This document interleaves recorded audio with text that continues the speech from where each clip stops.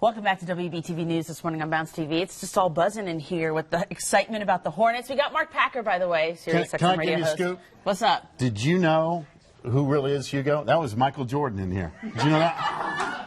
That was Michael Jordan. He was maybe wearing some Jordans, but... You know what gave it away? What? Hugo has never been 6'6" before, and I've seen Hugo before. That was Michael Jordan. You are with the Honeydews. convinced? I'm just telling you. Okay. It's been a crazy sports week. The last 24 hours has been crazy. I don't even know where to start. Where do you want to start? Where do you want to start?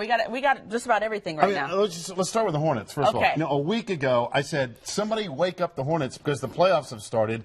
What a difference a week makes. Absolutely. And, I mean, they have a chance to go to round 2 tonight. All they got to do is win at home tonight. And they've been terrific at home, which would be great. But they were dead in the water. Those first 2 games in Miami were awful. But a great win for Charlotte at Miami the other night. Absolutely. And we're seeing this last play where Miami tried to score. Do you think Dwayne Wade was fouled here? That was the big controversy this week. this Here's week. the story. It doesn't matter if he thought he was fouled because it wasn't a whistle. Yeah. That's how that plays. That's how that works. You No got to use it whistle. to your advantage. No whistle, game over. Yep. Hornets win game 5, game 6 tonight at 8 o'clock. We're looking forward to that.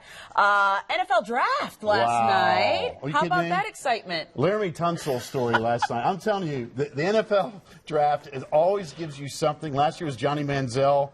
With nothing. Yeah, nothing compared to Laremy Tunsil last night. That was one of the craziest things I've ever seen.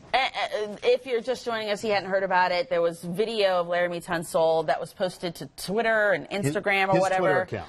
Of him with a gas mask on, smoking through a bong. Right. And 10 minutes before the draft, this happens, and it impacted his standing in the draft. Yeah, he drops from basically the 3rd pick to the 13th pick. It cost him that video right there cost him $14 million last night.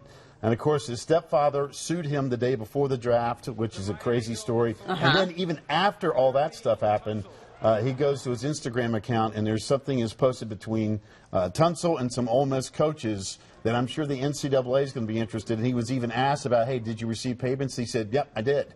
So, I mean, listen, it was as crazy a 24 hours as I've ever seen when it comes to the NFL draft. That was nuts. It was absolutely nuts. And, yeah, you're right. The NCAA, I'm sure, is going to want some more information about this exchange and this text message about needing money. Right, and they're under investigation. In fact, Ole Miss has 90 days to respond to the findings. But this last night was hand in cookie jar. So, crazy week. I'm telling you, I've never seen anything quite like it. Panthers picked Vernon Butler, by the way, in the first round.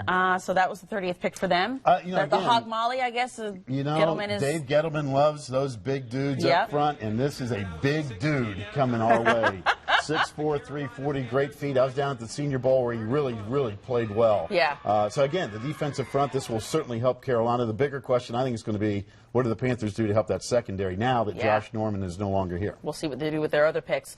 The big story trending in sports, Dee Gordon. I saw that name on my social media timeline. He PEDs, he's out for 90 days. But before he got kicked to the curb, the Marlins swept the dreaded L.A. Dodgers. 4 straight. Don Mattingly goes back to L.A., beats the Dodgers 4 straight. Well, some of the Dodgers players were mad about that because, you know, this thing is being appealed. He should have been maybe not playing. As a Giants fan, I don't have any sympathy for the L.A. Dodgers. That's their problem. 27 years in a row without going to the World Series. All right, enough said. We'll be back after this. Value City